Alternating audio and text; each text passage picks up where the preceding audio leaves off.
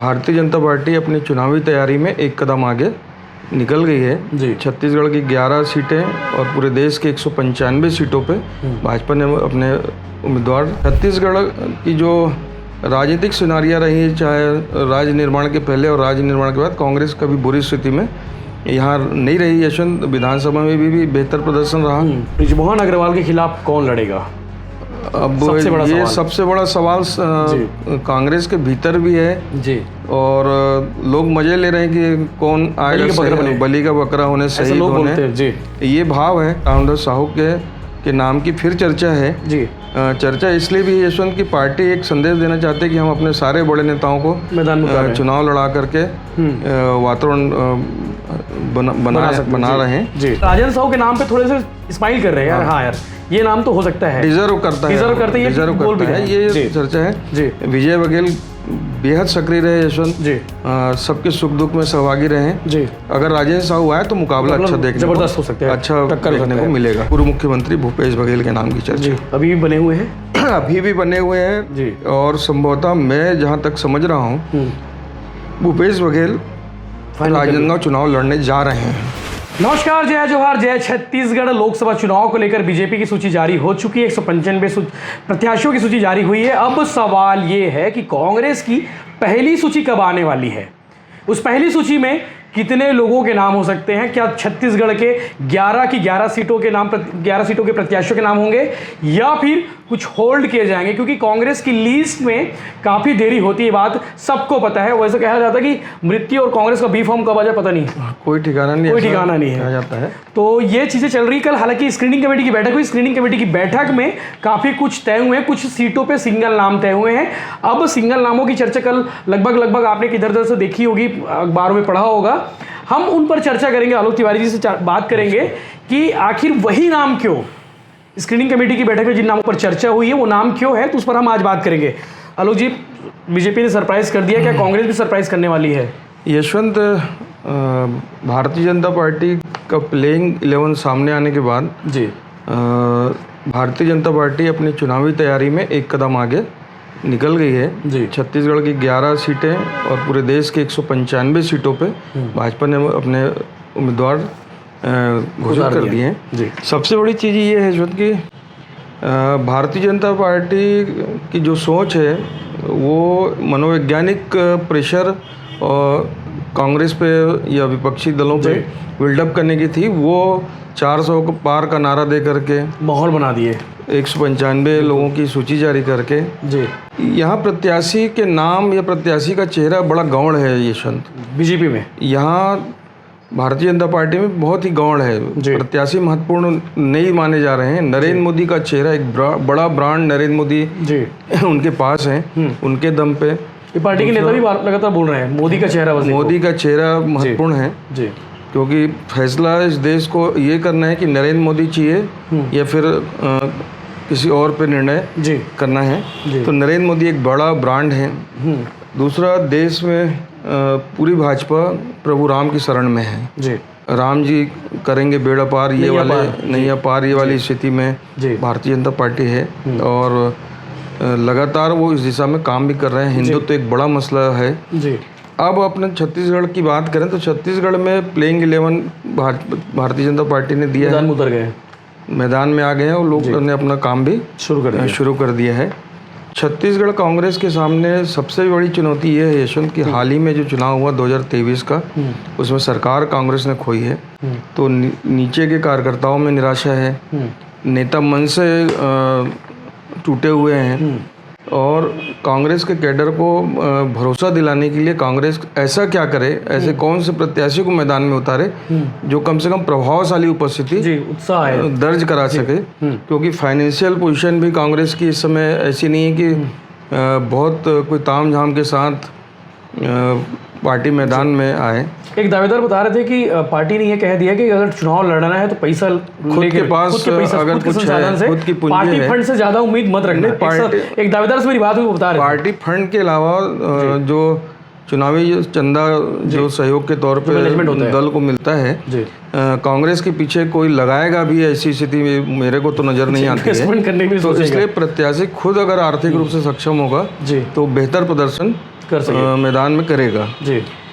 Party के भरोसे कल जो स्क्रीनिंग कमेटी की दिल्ली में बैठक हुई, मल्लिकार्जुन खड़गे जी जिनके राष्ट्रीय अध्यक्ष कांग्रेस के वो थे जी, के.सी. वेणुगोपाल जी, प्रदेश के नेताओं में प्रदेश के अध्यक्ष दीपक बैज जी, पूर्व मुख्यमंत्री भूपेश बघेल, जी, डॉक्टर चरणदास महंत जो नेता प्रतिपक्ष हैं वो जी, सारे बड़े लोग बैठक में उपस्थित थे और एक एक सीट को लेकर के पार्टी ने काफ़ी मंथन किया है।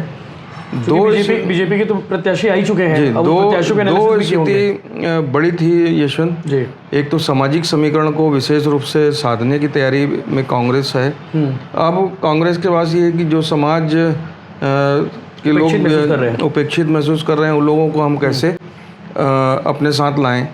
आपने देखा होगा कि यादव समाज की एक भी टिकट 11 में नहीं है जी। छत्तीसगढ़ में ओबीसी का दूसरा सबसे बड़ा धड़ा यादव समाज का है। तो यादव समाज को कैसे साधें जी। साहू समाज में एक ही टिकट गई है, आक्रोश में है। तो साहू समाज भी कहीं ना कहीं जनसंख्या के आधार पर उनको प्रतिनिधित्व नहीं मिला, तो वो भी नाराजगी कहीं ना कहीं है जी। तो इन सब चीज़ों को कांग्रेस कैसे साधेगी इसको लेकर के भी मंथन हुआ। कांग्रेस में एक सबसे बड़ा वो था चर्चा कि सारे सीनियर बड़े नेताओं को चुनाव मैदान में उतार कर एक माहौल बनाने की कोशिश की जाए या फिर अपनी दूसरी पीढ़ी को आगे लाया जाए। भारतीय जनता पार्टी ने नए पुराने सबको अवसर दिया है यशवंत जी। गुड मिक्स है उसमें नजर आ रहा है। ओल्ड गार्ड के तौर पे बृजमोहन अग्रवाल हैं, सरोज पांडे हैं जी, विजय बघेल हैं, संतोष पांडे भी दूसरी बार लड़ने जा रहे हैं। तो नए और पुराने सबको मिक्स करके एक बढ़िया टीम घोषित की है 11 लोगों की। तो अब कांग्रेस के सामने ये था, तो कांग्रेस ने अपने सारे यूथ को एक बार खंगाला। विकास उपाध्याय, देवेंद्र यादव, कोको पहाड़ी महंत जी के बेटे का नाम भी जी, हरीश लखमा महंत चरणदास महंत जी के बेटे के नाम की भी चर्चा हुई जी।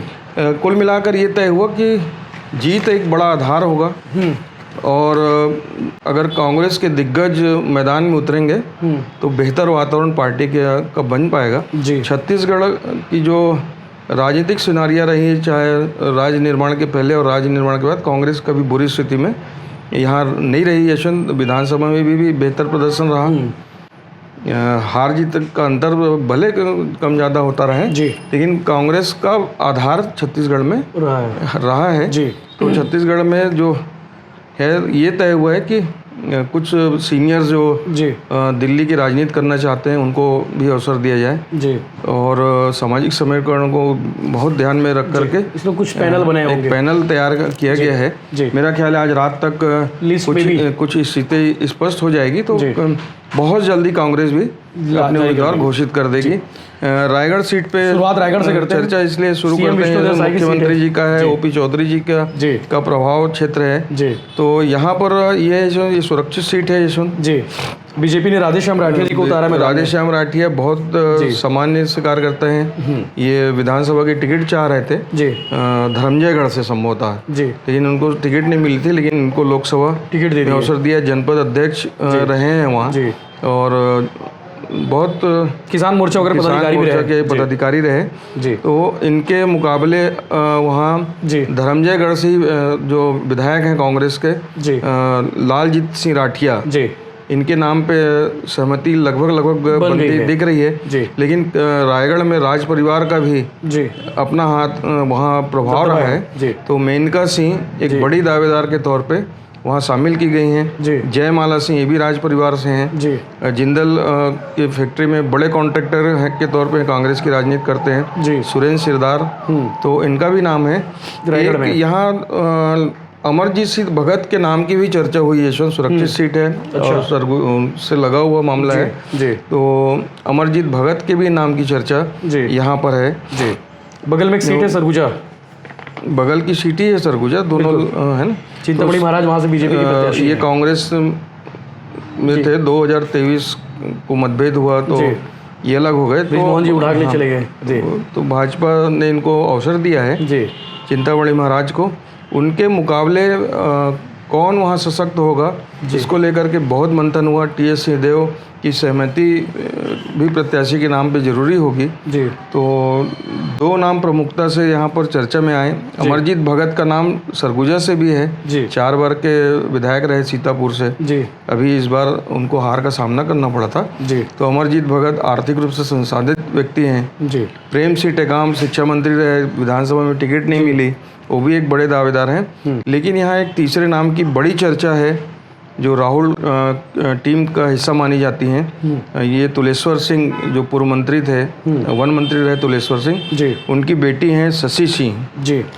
और शशि सिंह के नाम पे टीएस बाबा भी सहमत बताए जा रहे हैं जी। और राहुल गांधी के साथ भारत जोड़ो यात्रा में लगभग 3500 किलोमीटर की पदयात्रा भी शशि सिंह की वहाँ सरगुजा क्षेत्र में काफ़ी सक्रिय हैं जी। तो शशि सिंह भी एक बड़ी दावेदार हैं। संभवतः टीएस बाबा की सहमति अगर जी पूरी तरह हुई तो शशि सिंह फाइनल एक बेहतर उम्मीदवार हो सकती हैं जी। बस्तर अगली सीट, बस्तर का ऐसा है यशवंत की पिछले 2019 में दीपक बैज जो अभी प्रदेश कांग्रेस कमेटी के अध्यक्ष हैं, इनको उम्मीदवार बनाया था पार्टी ने। जो छत्तीसगढ़ की 2 सीटें जीती थी, इनमें एक बस्तर था और दूसरा कोरबा की सीट थी। लगभग 39,000 के आसपास चुनाव तो दीपक बैज लेकिन 2023 के विधानसभा चुनाव में मुख्यमंत्री बनने की महत्वाकांक्षा का हैं जी। या जो भी वजह रही होगी, विधानसभा चुनाव बैज लड़ गए और उनको हार का सामना करना पड़ा था जी। वहाँ दूसरे सबसे बड़े दावेदार हैं कवासी लखमा के बेटे जी, हरीश लखमा जिला पंचायत के अध्यक्ष हैं। बस्तर में ऐसी चर्चा है कि हरीश लखमा कांग्रेस की ओर से सबसे मजबूत प्रत्याशी जी होंगे जी, है ना। संसाधनों में भी लखमा कहीं पीछे नहीं है, आबकारी मंत्री रहे जी और उद्योग जैसा बड़ा डिपार्टमेंट उनके पास रहा जी। तो और 4 बार के खुद भी विधायक हैं जी, 5वीं बार के विधायक हैं अभी सक्षम है जी। तो और कवासी लखमा एक बार लोकसभा लड़ चुके हैं यशवंत। अच्छा, वहाँ बलीराम कश्यप के अगेंस्ट से चुनाव लड़े थे जी। तो काफ़ी 50 से 55 हज़ार का फैसला था। अच्छा। तो कुल मिलाकर के लखमा परिवार पे अगर पार्टी दांव लगाएगी तो बेहतर देखने लायक होगा वहाँ पर जी। कोरबा से सरोज पांडे, मतलब बीजेपी ने वहाँ बड़ा दांव खेला है, तो कांग्रेस भी चाहेगी उस सीट पे फोकस करके। उस सीट पे चरणदास महंत जी का व्यापक प्रभाव है यशवंत जी, और उनकी पत्नी अभी सांसद हैं ज्योत्सना महंत जी। तो मुझे लगता है कि ज्योत्सना महंत को ही पार्टी उम्मीदवार बनाने जा रही है। सिंगल नाम है वहाँ, कोई महंत जी के परिवार से ही होगा, चाहे ज्योत्सना महंत ही होंगी मेरा ऐसा अंदाज है जी। अगर कोई बड़ा फैसला हुआ तो फिर चरणदास महंत खुद भी मैदान में बिल्कुल आ सकते हैं। बिल्कुल। अगली सीट है जांजगीर चांपा सुरक्षित सीट है यशवंत। ये कमलेश जांगड़े ये महिला मोर्चा के पदाधिकारी जिलाध्यक्ष हैं जी, उनको पार्टी ने अवसर दिया है जी। और पिछला 2019 का चुनाव डॉक्टर शिव डहरिया खुद लड़े थे वहाँ से जी, और 80,000 के आसपास का फैसला था जी। तो शिव डहरिया अभी फिर से मैदान में आपको दिख सकते हैं जी।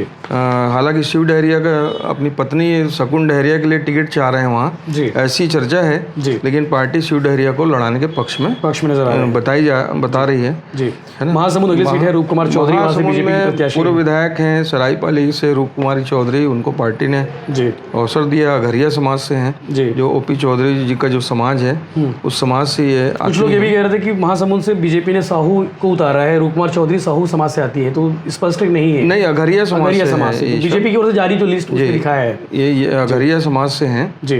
तो रूप कुमारी चौधरी का एक नया प्रयोग है, पहली बार लोकसभा लड़ने जा रही हैं। साहू बाहुल्य क्षेत्र में, साहू और कुर्मी बाहुल्य क्षेत्र है, ब्राह्मणों की भी प्रभावी उपस्थिति है यशवंत वहाँ पर।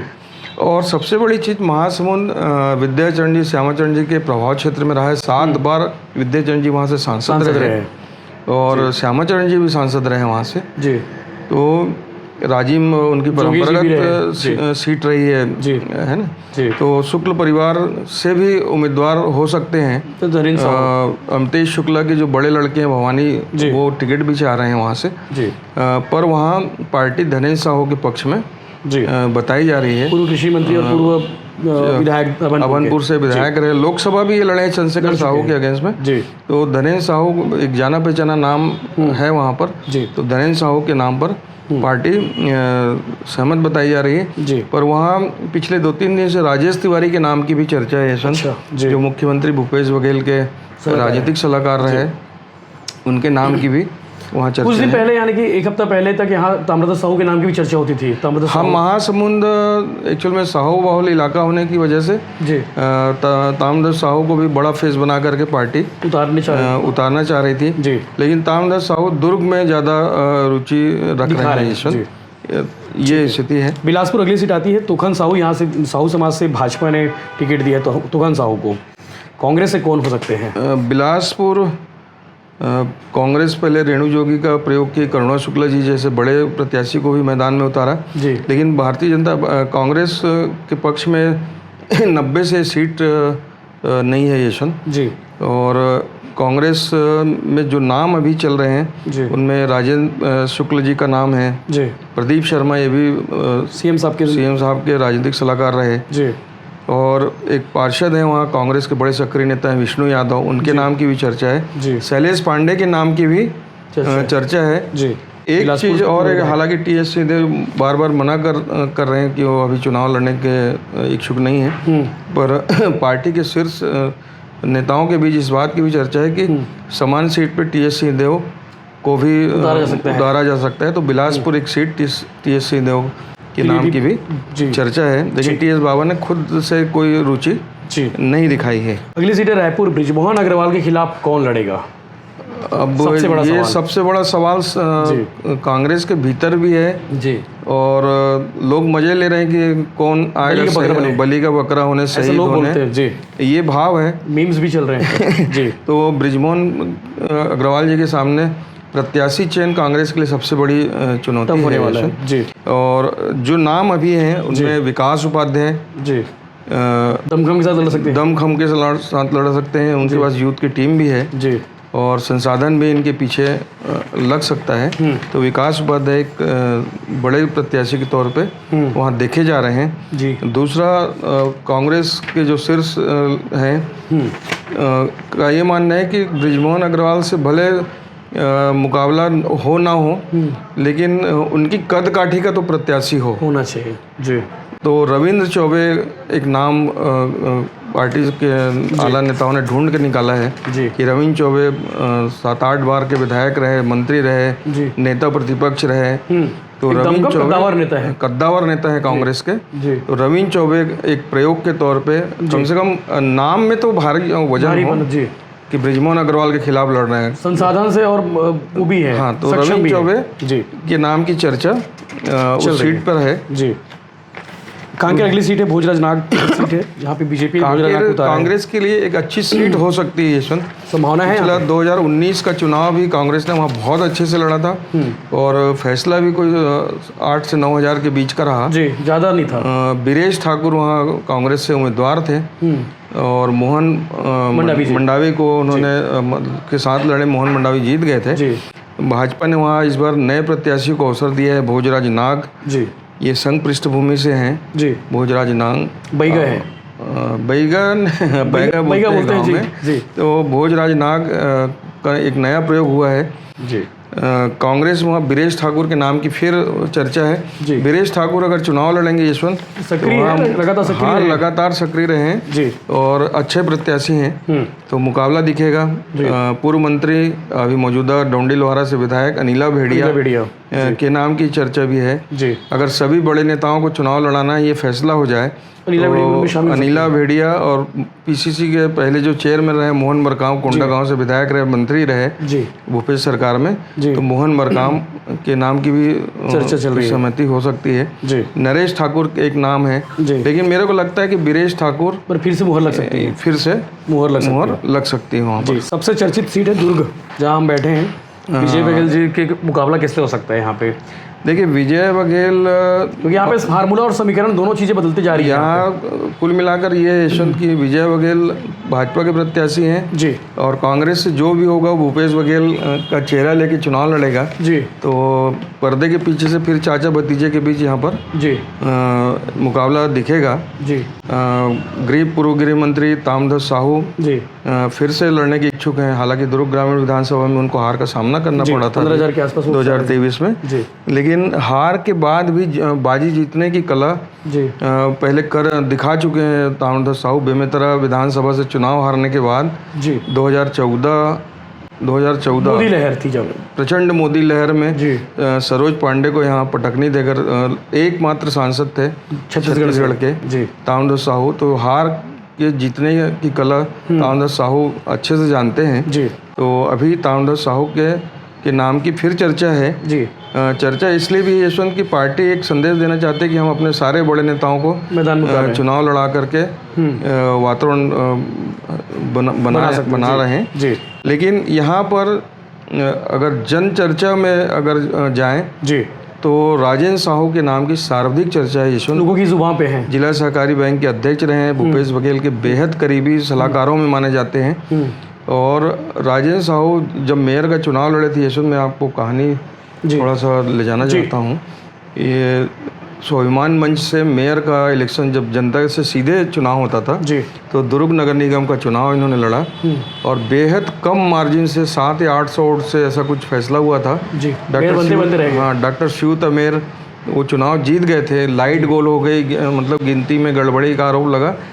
तो चुनाव के दूसरे दिन दुर्ग शहर बंद था यशवंत। अच्छा, विरोध में, आक्रोश में ये आप लोगों ने रिजल्ट गलत किया, कुछ गड़बड़ किए। दुर्ग शहर बंद था और वो राजेंद्र साहू की एक तरीके से जुलूस निकाल दी गई। जुलूस निकाल हार कर भी जुलूस निकाल गए। तो राजेंद्र साहू को लोग चाहते हैं और सालों बाद मैं ऐसा देख रहा हूँ किसी प्रत्याशी के नाम की इतनी चर्चा हो रही है और पॉजिटिविटी के साथ हो रही चर्चा और पॉजिटिविटी के साथ हो रही है। ये कांग्रेस के लिए एक अच्छा संकेत है। शादी समारोह में अभी इन दोनों यही चर्चा हो रही है कि ताम्रध्वज साहू या फिर राजेंद्र साहू। तो लोग राजेंद्र साहू के नाम पे थोड़े से स्माइल कर रहे हैं, यार हाँ यार ये नाम तो हो सकता है, डिजर्व करते हैं, ये चर्चा है। जी विजय बघेल बेहद सक्रिय रहे यशवंत जी, सबके सुख दुख में सहभागी रहे जी। अगर राजेंद्र साहू आए तो मुकाबला अच्छा देखने जबरदस्त हो सकता है, अच्छा देखने को मिलेगा। एक समीकरण और बन रहा है कि इन दोनों की लड़ाई में कोई तीसरा बाजी मार जाता है। हाँ, वो नाम मैं उसी नाम पे जा रहा था यशवंत। तो यहाँ पे अगर ऐसा हो कि राजेंद्र साहू और ताम्रध्वज साहू के नाम पे विवाद हो, फिर तीसरा किसको देंगे? खींचतान हुआ तो विजय साहू एक अच्छा नाम है जी। वैशाली नगर विधानसभा से उनकी काफ़ी पुरानी दावेदारी है। पिछले 2-3 चुनाव से तो मैं देख रहा हूँ यशवंत उनकी दावेदारी को। और भूपेश बघेल के निकट भी रहे हैं जी, क्रेडा के मेंबर रहे जी, और संगठन में काफ़ी समय से काम कर रहे हैं, प्रदेश कांग्रेस में भी पदाधिकारी रहे। तो विजय साहू ये तीसरा नाम है जी। तुलसी साहू के बीजेपी जाने के बाद साहू बाकी जो नेता थे उनकी संभावना ज़्यादा बढ़ गई है।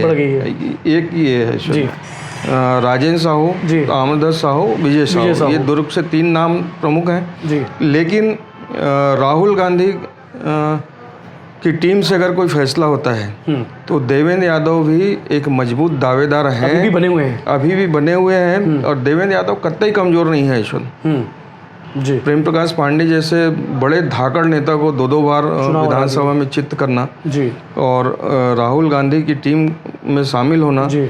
लगातार भारत जोड़ो यात्रा से अभी तक जो यात्रा न्याय यात्रा चल रही राहुल गांधी के, उसके सहयात्री देवेंद्र यादव हैं। यात्रा में पहले विधायक कंटिन्यू बने हुए हैं। देवेंद्र यादव में कांग्रेस अपना भविष्य देखती है यशवंत, और कांग्रेस की राजनीति अगर आपको करना है तो दिल्ली को साथ के रखना जरूरी होगा जी। और दिल्ली अगर देवेंद्र यादव को आदेश करती है तो देवेंद्र यादव भी एक बड़े दावेदार हैं, हो सकते हैं। लेकिन अभी उन्होंने अपने खुद से इंटरेस्ट दिखाया नहीं। हाँ, मेरी हाल में ही कल ही उनसे बात हो रही थी यशवंत, तो वो भूपेश बघेल जी के आदेश पे काम करने की बात उन्होंने कही है। और भूपेश बघेल जिस नाम पे सहमत होते दिख रहे हैं वो राजेंद्र साहू। ठीक है। राजनांदगांव सबसे चर्चित सीट भी है यशवंत। यहाँ संघ की पसंद पे संतोष पांडे के नाम पे भारतीय जनता पार्टी ने मोहर लगाई है जी। लेकिन पिछले मैं 2-3 दिनों से राजनांदगांव के मेरे जो मित्र लोग हैं, मेरे साथी लोग हैं, उनके संपर्क में हूँ।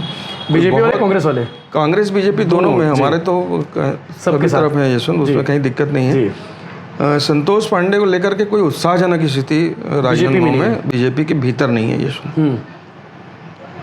और तो कांग्रेस को इसको बनाना चाहिए। केवल मोदी जी का चेहरा और भगवान राम की मेहरबानी होगी जी, तो ही संतोष पांडे को लेकर के कोई देखिए, संतोष पांडे विद्वान नेता हैं जी, रामायण गीता बहुत अच्छे वक्ता हैं है ना। तो वो वहाँ माहौल तो बना लेंगे, जी। ठीक है, पर संतोष पांडे को लेकर के कार्यकर्ताओं के बीच कोई बहुत ज़्यादा उत्साहजनक स्थिति नहीं है।